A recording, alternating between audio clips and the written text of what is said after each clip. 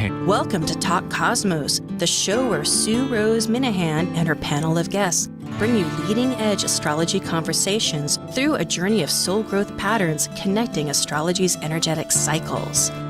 Get ready to understand your path in the cosmic roots of the stars.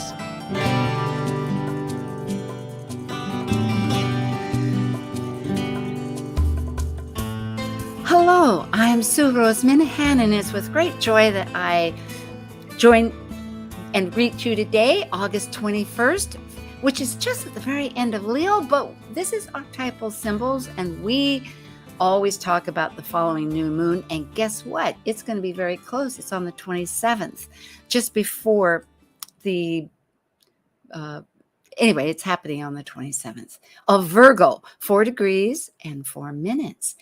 And our subject is awakening consciousness, and it is amazing the levels that I am personally experiencing. And with this great Sabian symbology, which the astrologers, Justin Crockett, Elsie, and Elizabeth Mouchette bring into focus, and I join with them, but they really study this. It's just totally geared towards awakening consciousness. Now, the Sabian symbols, just for those that may be wanting to learn and always heard about it, they are archetypal symbols. And it was first created in 1925 from the clairvoyant Elsie Wheeler with astrologer Mark Edmund Jones, because there is a Mark Jones now in England that is very current. But it involves an image, and it represents a spiritual essence. And there's one for every one of the 360 degrees of the entire 12-sign zodiac horoscope. So these insightful expressions of energies are interpreted increasingly by many, many people, because really, aren't we engaged in this spiritual integration of the material? It's all involved when one reads about all the different spiritual legacies, no matter where it comes from, in some framework. So here we are, we're introducing it too. Now, just a little note, if you have an idea concerning these concepts that we're talking about, not the chart, because we can do that on consultation basis privately, but concerning our topic, use chat or call in. There's a number down at the screen, because we will read it and love to return anything that you have. Okay, well, thank you so much. And now we are ready for archetypal symbols. Synthesizing the current archetypal new moon energies through weaving symbol systems such as Sabian Symbols, Numerology, Mayan novel energy days, or even tarot, connecting to the astrological data and concepts for planets and cosmos, this is your Archetypal Symbols panel. I'm Sue Minahan, the founder of Talk Cosmos, an eclectic evolutionary astrologer, consultant, certified color energy life coach, vice president of the Washington State Astrological Association, member of Kepler Astrology Toastmaster Club, of a Dwarf Planet University diploma and AA with music degree. I love mythology, philosophizing, collaboration. I'm an artist, writer, a perpetual student of life. I'm Elizabeth Liz Mouchette, a professional astrologer, intuitive, numerologist, and tarot reader. I'm a certified sacred healing counselor, providing nurturing, in-depth consultations for individuals and couples. I'm an author, blogger, speaker, and international Reiki master and teacher.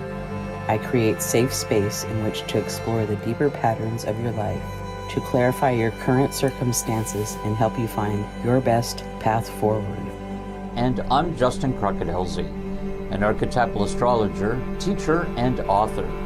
I combine both Western ancient astrology and modern psychological astrology with Eastern Vedic astrology, and I specialize in predictive, electional, and karmic astrology for individuals and couples.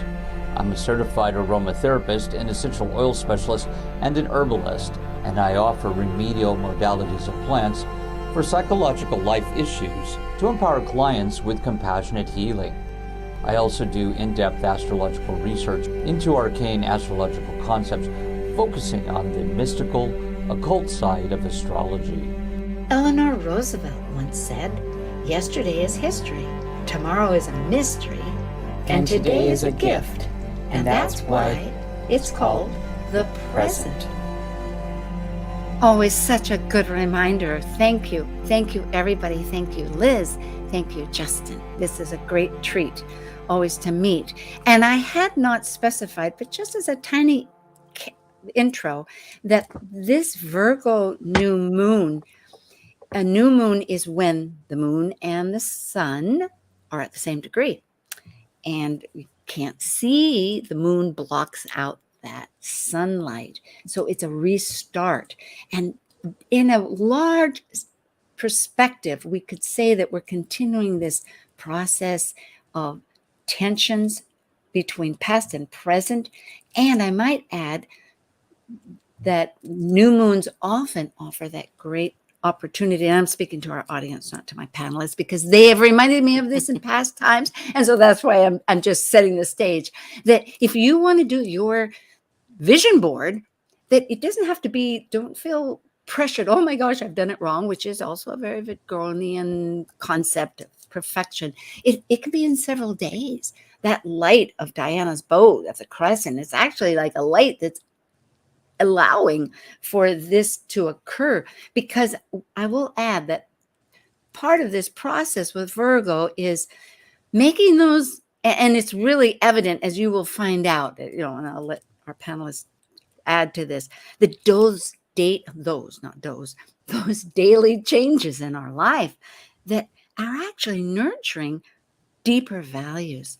Hi, folks. Okay, so we are doing Sabians Numbers, and we often begin with, we could do aspects. We could start off with the sun and the moon Sabians. Maybe we should start off with the aspects. Do you want the chart? Shall I pull up the chart right now? Sure, but I'd like to start with numerology. Good. Yeah, and then the sun and the moon before we hit the aspects. I always think the aspects are the icing on the cake. Okay. Yeah. I agree. So the sun and moon and Mars being at 4 degrees, it's the number 4. And to me, it's about building, producing, growing, putting in the effort and work. I talked to a friend yesterday in Thailand, and she says, what happened? It seems like everything's moving forward so fast. And I said, yes, everything's been put in motion, and the gear shift has shifted to a higher gear, and we're moving forward. We're not idling or coasting anymore. It's so true. And 4 is stability. 4 corners of foundation. It's so true. And then going. Well, it's the Emperor and the Tarot. So it is about structure, stability, and that it in the essence, whether it's 4-4 or 4-3 here, but 4-4 is a mastered number. So we have the archetype of the architect here, and engineering and building here. Oh, what a great imagery to add. The master of architect. Yes, Liz, you had a thought. Well, I want to say the shape of the chart, we really haven't got to the chart yet, but it's a locomotion. So that also gives drive and forward movement. And we had that last month too. So it's like things are picking up. And it seems like over the last month for myself, and I know I talked to Justin and Sue, that everything in our lives are moving forward kind of a little faster, a little faster, a little faster. It reminds me of the train picking up speed. It will be, and is accentuated by Mars. I think I keep repeating that, but we can't forget it. We're just at the very beginning, and Mars is actually entering Gemini as of, I think it was it yesterday? Yes. Yesterday you said, yeah. So we're in the flow, we're in the go. Well, and we've been in this kind of, how do we say, impulsive and quickening of energy, because Jupiter has been it's now 7 degrees into Aries, and Jupiter in Aries is magnifying this really fast, which we know that Mars rules Aries. So it's really exponentiating that, expounding or expanding that. I've got to go. I got to get things going. A very quickening energy. There is. And I keep thinking we have time, which reminds me, I just noticed a little message for those that are on podcasts. You can call in if you can't chat. And the phone number here is area code that's in the studio 425. And the phone number itself is 373-5527. And I'll repeat that again. Area code 425-373-5527. So if you have those thoughts, you can join us. Yes, we are definitely in it. You will see this structure, it seems, coming up with all the Sabians too. But with numerology, I find it fascinating. I started looking at each one and realizing again and again, just like with that tarot, that essentially on the big picture of things, okay, we've had some stability, and part of that is with our duality of self. But the fact is that we've got to really learn to utilize it. And so I guess life is just going to keep pushing us. So, and I wanted to say that Mars went ingressed into Gemini yesterday and will be there until March 23rd of 2023. So for everybody to use that energy to grow and make the changes that you want to make, you have plenty of time. And, maybe you already have a plan and you want to go to the next step. Maybe you don't have a plan yet. It's like, just start working on it because you have that energy to assist and help. Karen Wenderlin will be on the 28th, next Sunday. And Karen has a great approach of how to implement this chart with yourself. So yes, exactly that topic will be. So tune in next Sunday too. Thank you, Liz, yes. So do we want to start with the sun and the moon and then the angles first? Sounds great. Cool. And I think Liz has all the Sabian symbols, right? Yeah, but you guys can help me with them because I couldn't find my readers today that are my computer glasses, but I'll do the best I can. So 4 degrees Virgo, we have black and white children play together happily. And so it's overcoming social, cultural prejudices. Which has so much to do about conditioning, doesn't it? And dissolving of entering. So that's where we're at. That's where the energy is at, and we're kind of aware of that.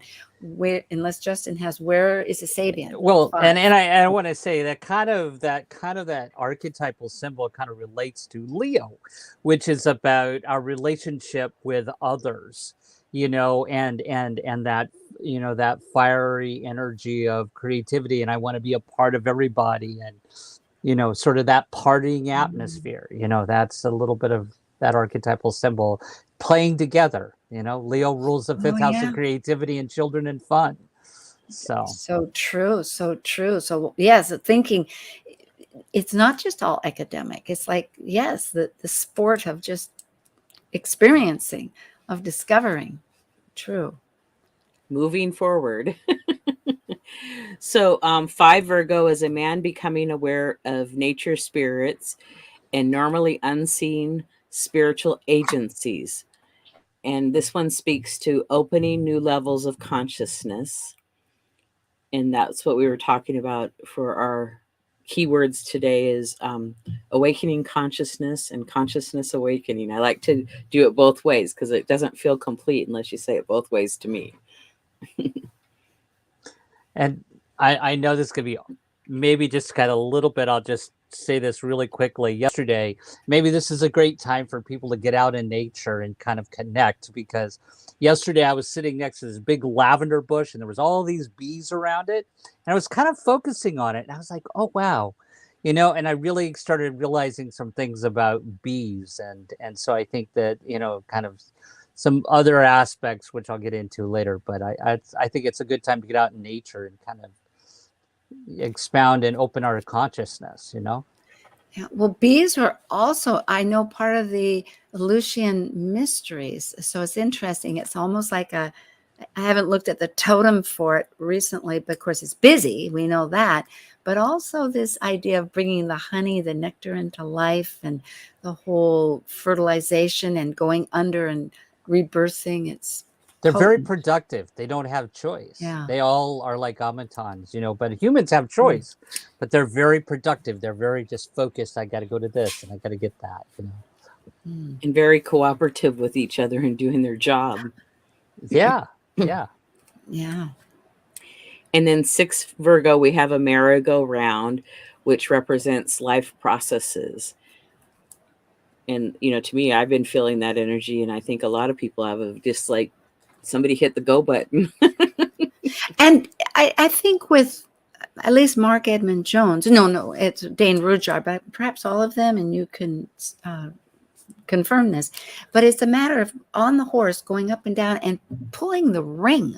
I don't always remember doing that as a kid, but I guess the old merry-go-rounds, you try to pull a ring. So in other words, we're working on achieving something or winning something or attaining something or growing.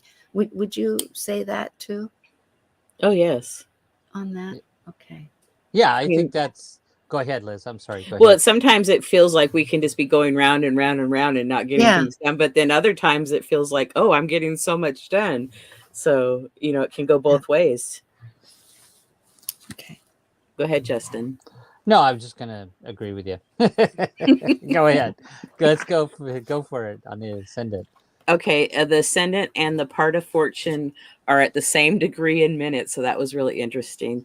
Justin pointed that out at pre-chat today. So 6 degrees Leo, a conservative old-fashioned lady, is confronted by a hippie girl. And the need to transcend our subservience to fashion in moral as well as in morals as well as in clothes. So, it can seem different, the different generations. Well, the past and the present, generally, and generational. However you look at it as an analogy. Yeah, and I think what kind of jumps out to me always with this one is that subservience. That seems to be a key word there. Whether I'm going to worry about what other people think, am I subservient to that, or am I going to stand in my own truth? And what we were talking about earlier, sort of this awakening of a consciousness, and that Liz and I were talking about pre-chat, Yeah. So this is the ascendant that we're working on, right? Yes. Okay. And this is the ascendant, I will tell for folks, for the East Coast. This isn't necessarily, it's for the nation as a whole, because wherever you live, it might be a little different. Go ahead. Exactly. And then 7 degrees Leo, the constellations of stars shine brightly in the night sky. The power of basic spiritual values, calming humanity, and all archetypes. So I really like that, Sabian. Yeah. Well, it is this new consciousness that we're talking about too. It's like we're not just here plodding along, digging our ditches. We have spiritual. Yep. Lead on. Yes, absolutely. And then 8 Leo as a communist activist speaking his revolutionary ideals, emotional and ideological attempts to return to a state of non-differentiation and chaos as a prelude to a new type of order. So it's like wanting new beginnings. And finding your tribe to do it, because if I think of that analogy, and you can lead me, I'm just throwing out my feedback on it because I was reading it. It's like, that movement didn't happen across the board. It was a big battle, that ensued as far as history goes. But yet it shows that enthusiasm, just like we are saying, yes, this new moon is offering all this opportunity. So get on board. Waking up to it and use it. But like everything, there could be a select few. How many people are listening? Well, we are grateful for everybody that is, but it's not 5 million people, right? So it is we're catalysts. Yeah.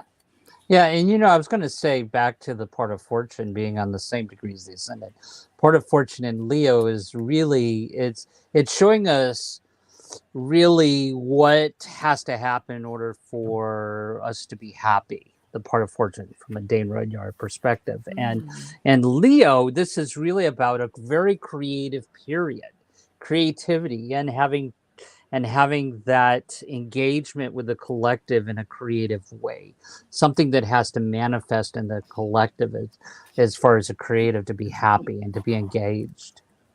I like that, particularly because remembering, Liz, you had mentioned, the two of you, that it's the same degree as our midheaven. So in other words, what we're putting out in the world, which we will talk about in a moment, has that fiery, even though it's let me think. Yeah, Leo, Aries. No, they're trine, aren't they?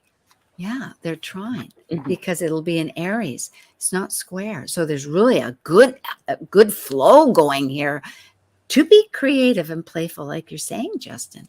That's encouraging.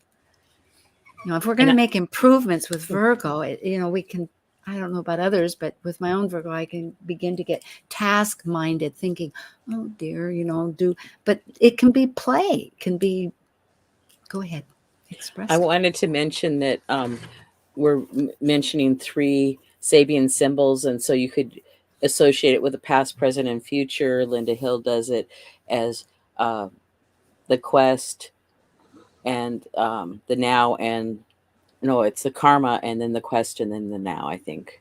The quest is the furthest one. I remember this because that's where you're questing onward. And the middle one is the Sabian, and the first one is the karma. So it's karma, Sabian, quest.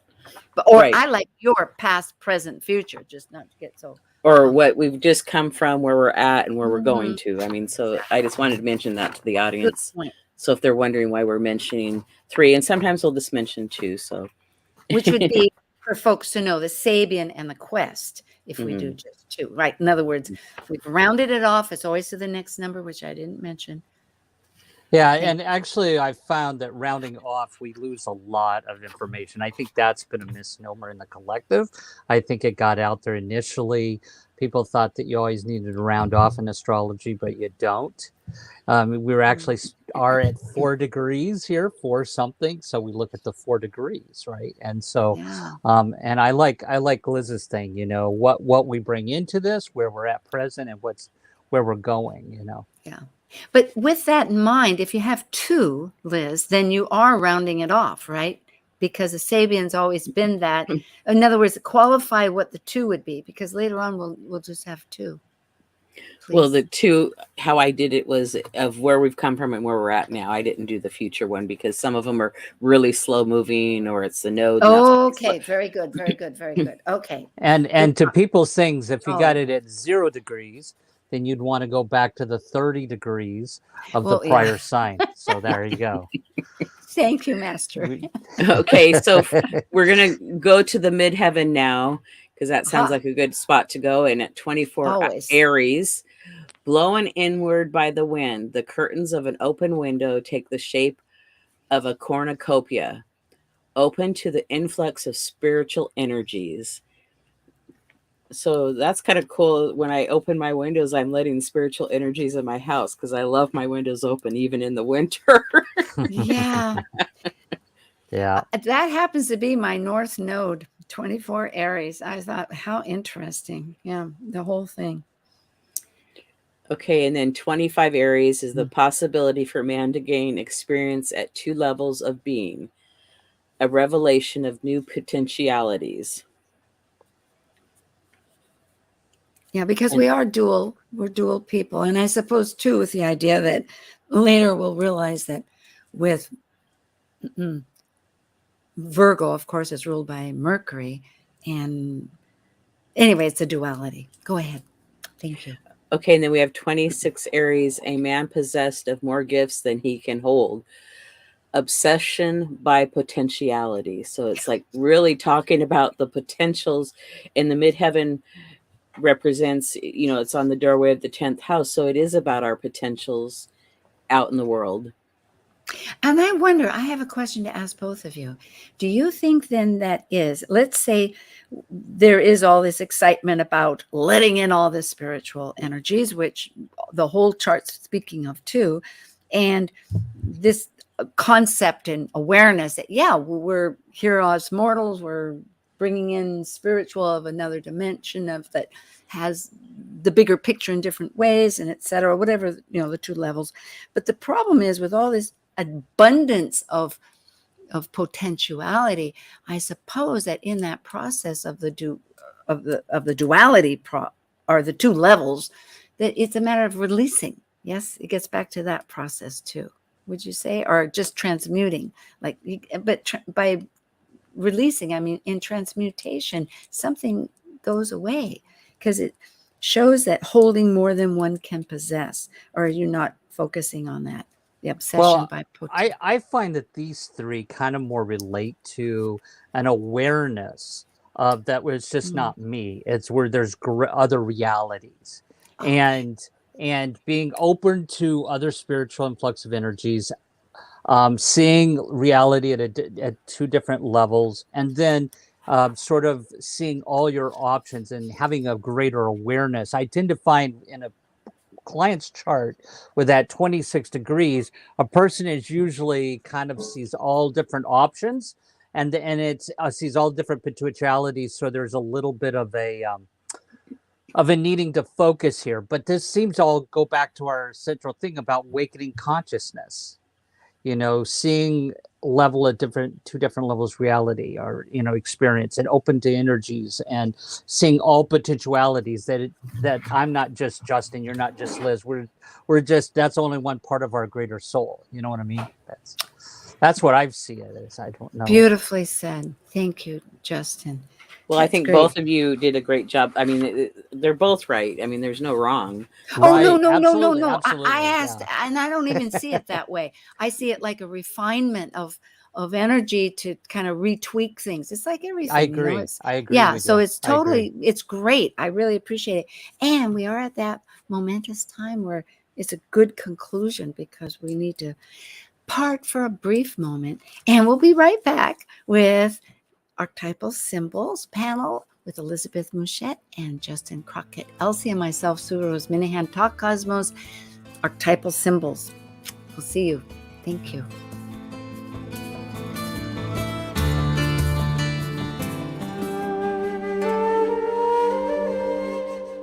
While we take a break from this week's edition of Talk Cosmos, let's take a look at this cycle's archetype. We are currently in the Yang period of Leo, ruled by the solar sun.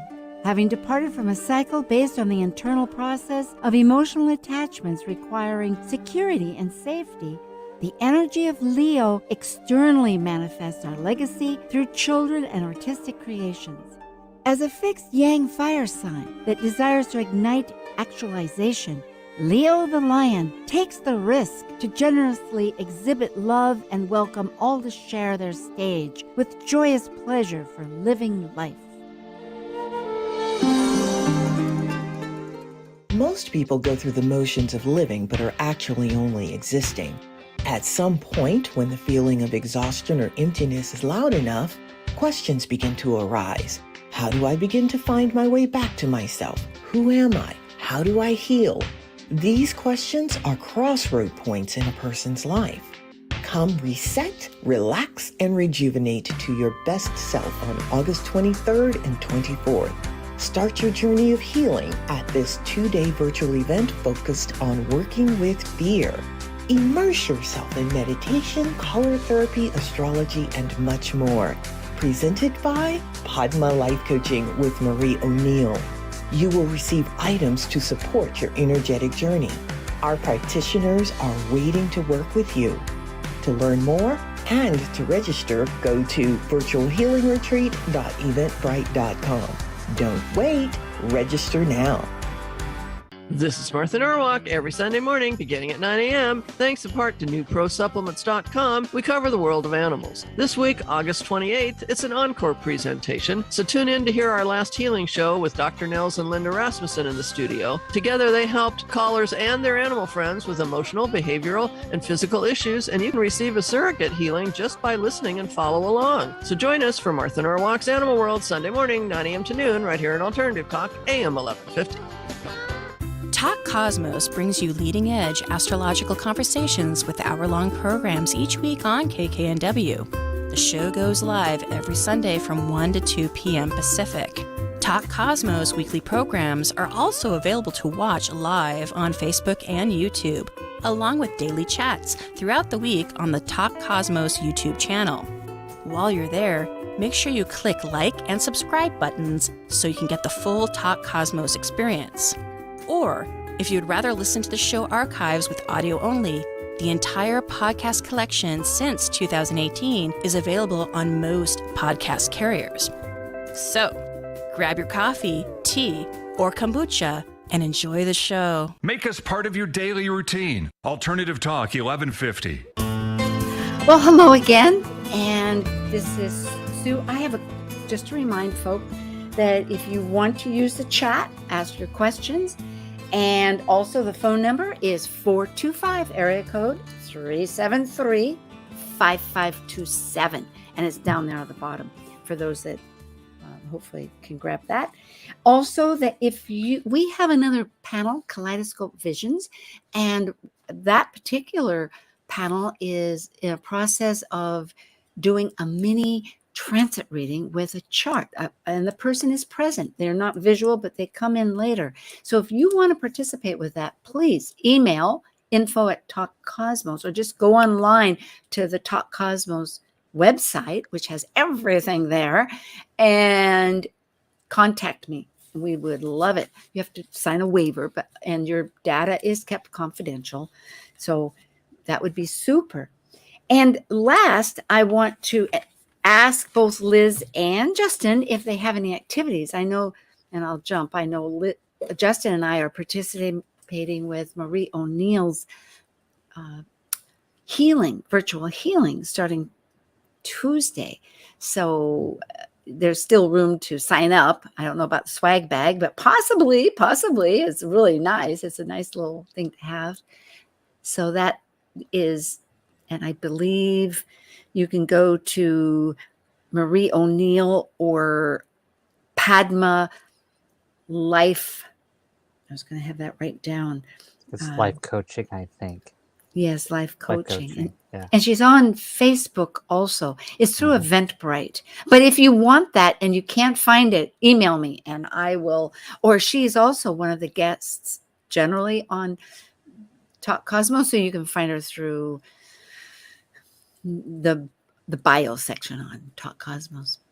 So Justin, do you have anything else? No, you just said it, so thank you. Okay.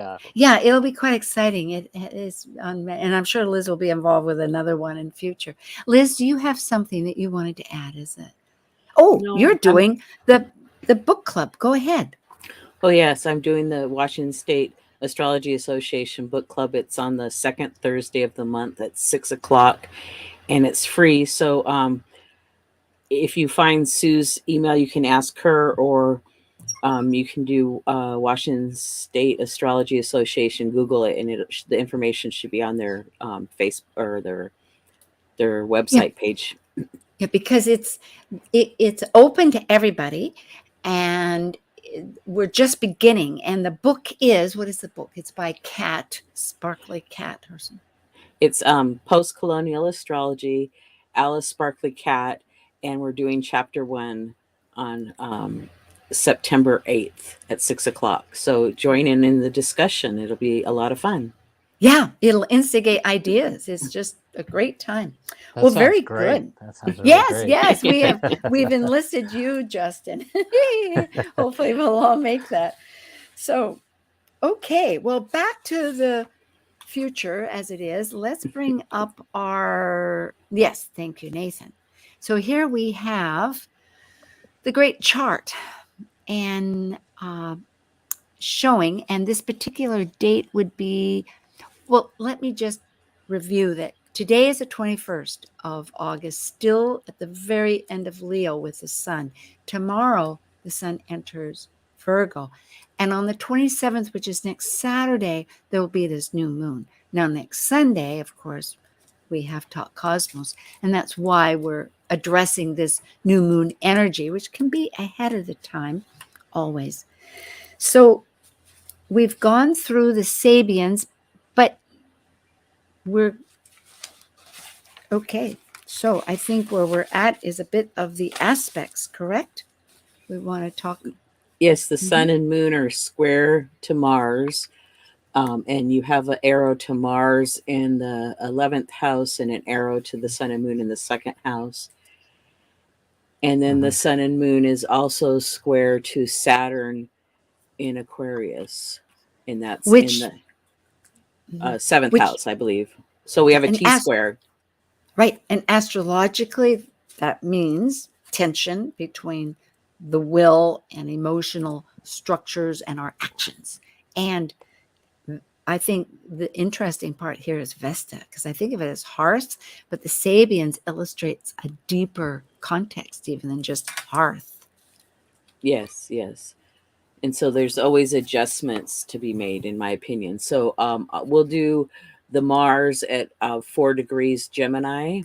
Holly and mistletoe reawakens old memories of Christmas, longing for the pre-intellectual state of consciousness.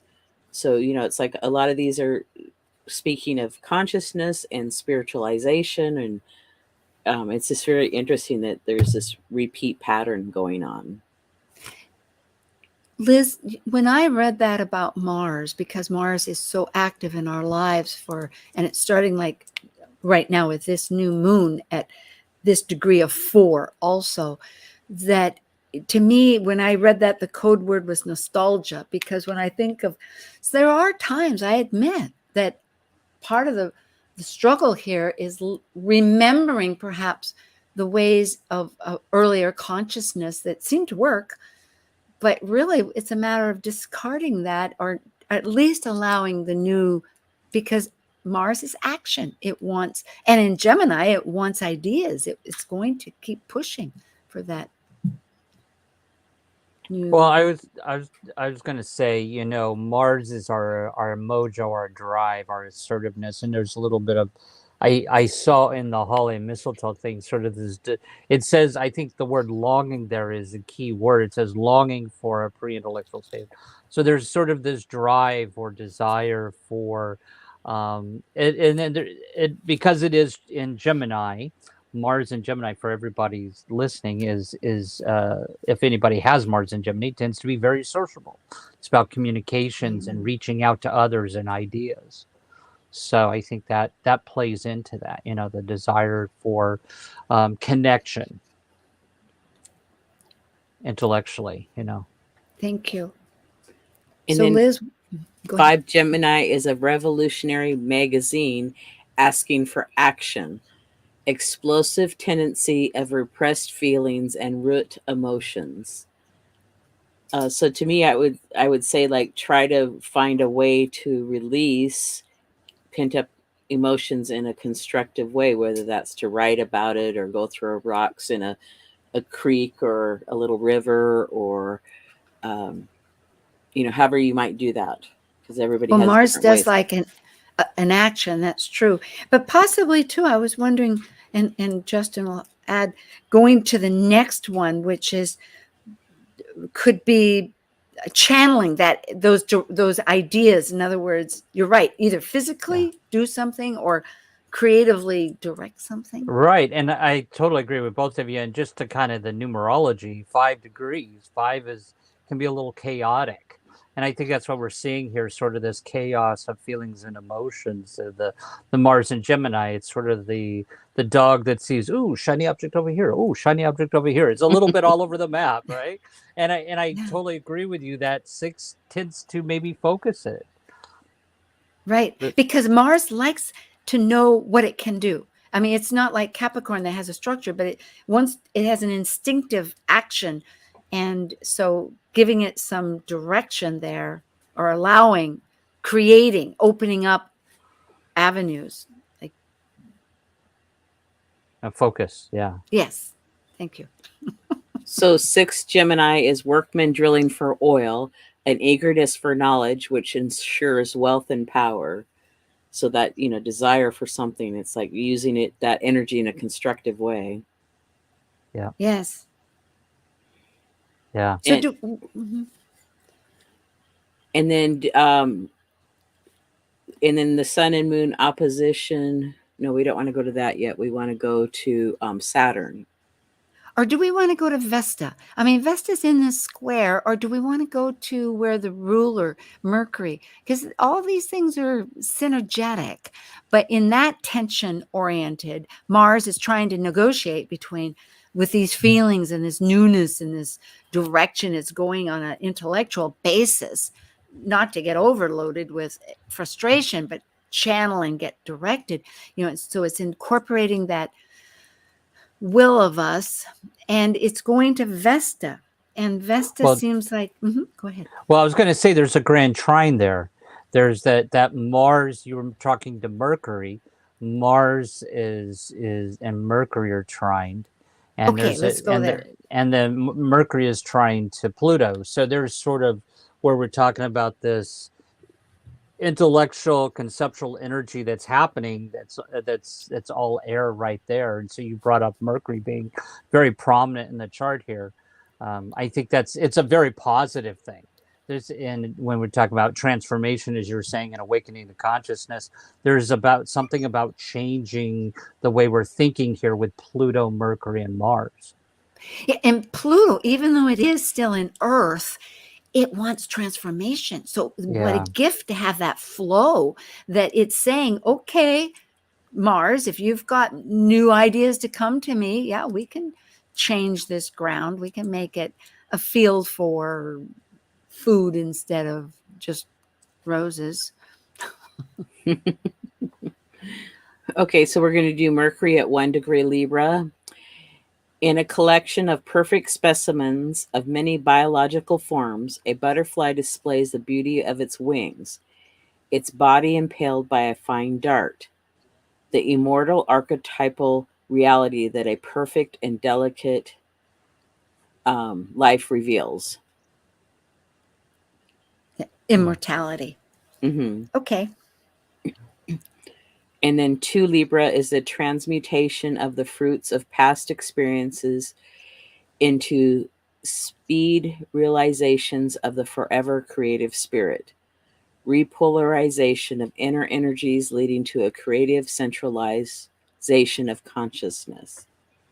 Repolarization is the key word that pulls out for me. Justin, do you have a way of... Yeah, I think that exactly explains what you were talking about before about kind of focusing this energy, that workman drilling oil. This is about that transmutation or repolarizing is like bringing things into balance and focusing. So I think that just accentuates that or really complements that. Yeah, I love that word. It's just a sense of bringing that inner energy, and what he said, consciousness. It's good. So, Liz, are we going to a quest on this process with yes. 3 guide? Libra, the dawn of a new day reveals everything changed, every present possibility of beginning again on a new foundation of values. Yeah. And I wanted to say that Mercury rules the sign Virgo and Gemini, and we have the Virgo new moon, and Mars is in Gemini. So to me, that's even giving more emphasis of how strong Mercury is in this chart. I totally agree. I totally agree with you there. That's the first thing I looked at was the Mercury Mars thing. Definitely agree. Absolutely. It's probably the hinge point or the key, for the whole operation. So however this relates to anybody's charts is really essentially vital. And also with the idea that I was thinking with later in October, Venus is going to begin its new 100-year cycle, almost 100% in Libra. And that's Venus star points. And that's when Venus and the sun meet at the same degree.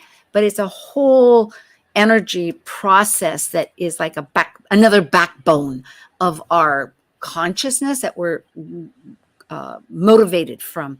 But it's where the love of Venus, of what we love and attracted with our unity of that consciousness will, ego that the sun represents. So what I'm getting at is that stepping stones, to me, there's always a leading pattern prior to something to kind of prep it's like psychologically you psych yourself up for something. Well, in a sense, this but Mercury being in Libra, and also because it will have a retrograde later this in Libra, how strong is this? Bringing in immortality, repolarization with our inner self, and that possibly we're restarting everything on a new foundation of values, which is so represented by. Yeah. Yeah. Well, I think that's highlighted with it being also trine Pluto. True. Yes. In Pluto, we have 24 Capricorn, a woman entering a convent. Total commitment to a transcendent goal. So she's on board. Mm-hmm. Or that inner self represented by a woman, however it is. And then 25 Capricorn, a store filled with precious Oriental rugs.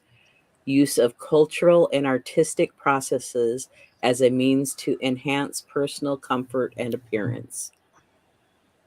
So it's all talking about change and transformation and, and using the creative part. Because to me, this, Justin had mentioned earlier how the creative energy and juices this chart has with it. True. So there is this grand trine where the energy just seems to rotate. So one kind of kicks off the next, and it's this whole synergetic energy.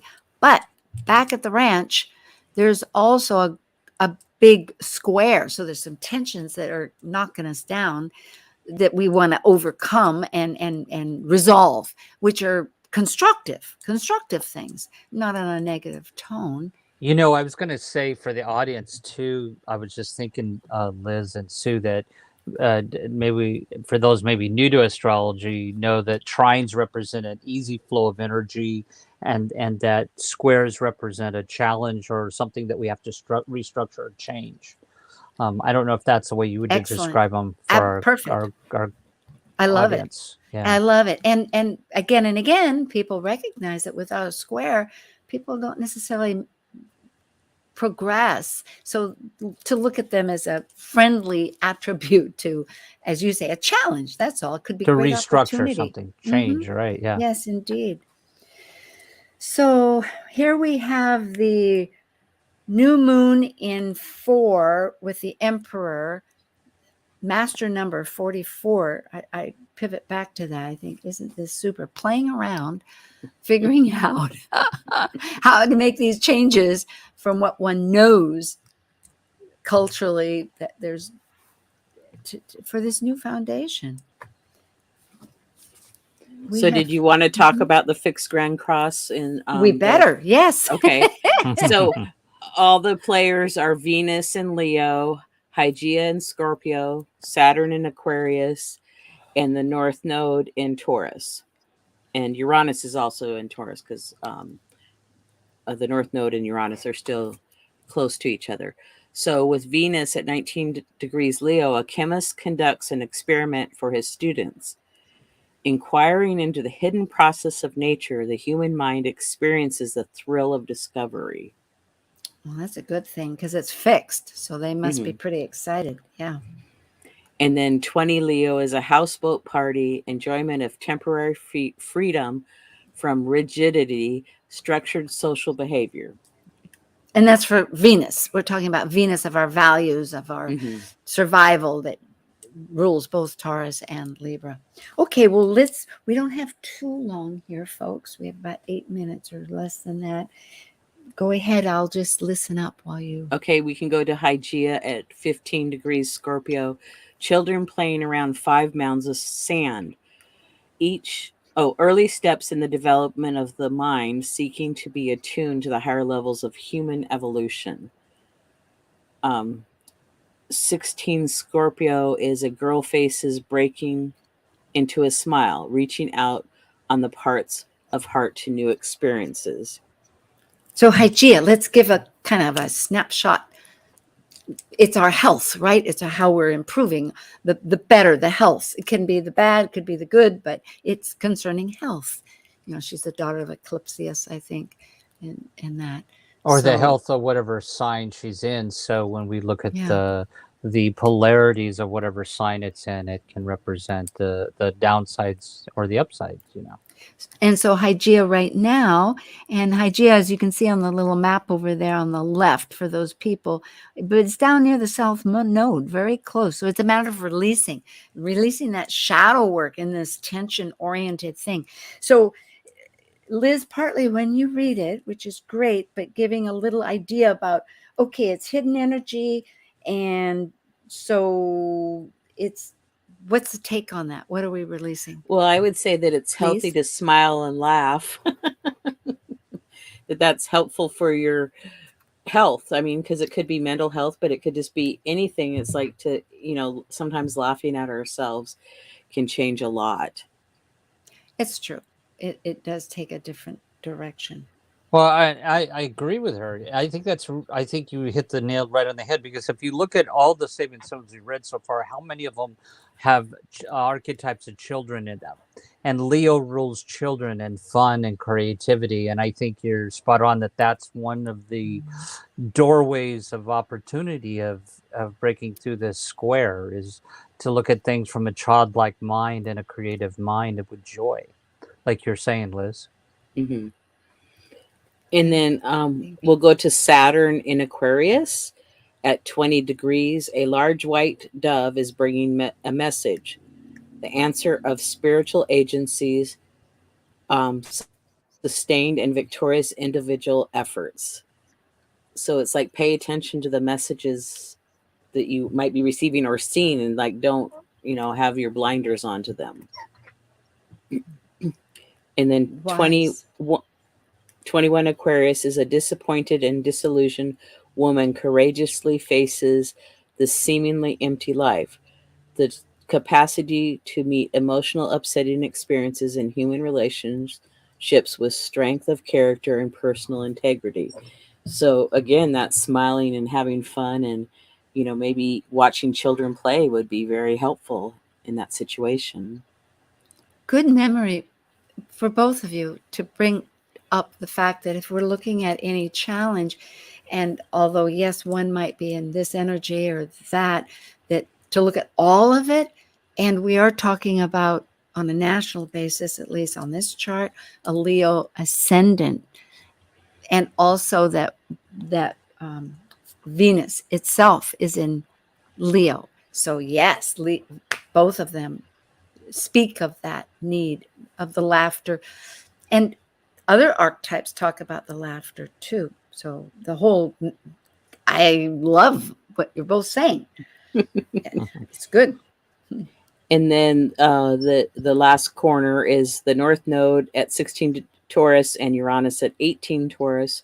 So the nodes go backwards. So 16 Taurus is an old teacher who fails to interact his pupils in traditional knowledge. The inadequacy of past knowledge in time of crisis. So to me, that this is talking about that the young people maybe, could say, oh, the teacher's old, or, stuck in the past or something. But, how do you find their interest? And then since we go backwards and we go to 15 Taurus, head covered with a rakish silk hat, muffled against the cold, a man braves a storm. The courage needed to meet the crisis presented by social ambitions. So it's, drive and ambition. Well, we have about 1 minute, 2 minutes left, and perfect timing just to identify with both of you so that we'll get your inputs, because the nodal process is where collectively we've been coming from in the south, and it's lunar according to when the sun and the moon meet on their paths, and it's a huge cycle, as astrologers known for the new ones to discover about. But the North Node represents where we're collectively going. So this business about information rocks right back to the sun and the moon, that's saying that the old and the new, with the hippie and the old woman, just analogies. We have to get out of the total picture to see what's the backstory of it. And again, this is about old and new information, which has everything to do about Saturn with Aquarius. I mean, it's just drumming into us constantly. So I think Mars, with its voyage in Gemini, is actually going to serve us if we can just let go of some of that fixed business to open up to it, right? Absolutely. Yeah. And go for it. Yeah, we can talk a little bit with the music. If you have Justin or Liz something. No, I was agreeing just to let go of the past and to take a childlike mind and that's work right. The through it. childlike. Maybe getting a sandbox in the house, right? Just or they make those Zen gardens. My where cat you have- already has one. Not fair. I'm sure the cow's saying, mine, thank you. But it could be like a Zen garden. You know, you put the sand out and they do all the little stones and then throw it away. Create and destroy. All right. Thank you. Until Hey, next I'll month. Yeah. See you tomorrow, Justin, at Marie's. And thank you, Liz. Okay. Thank you for joining us on Talk Cosmos, the show where Sue Minahan and her panel of guests connect soul growth patterns with the energetic cycles of astrology. Be sure to tune in next Sunday at 1 p.m. Pacific Time to continue your journey through the roots of the cosmic pathway.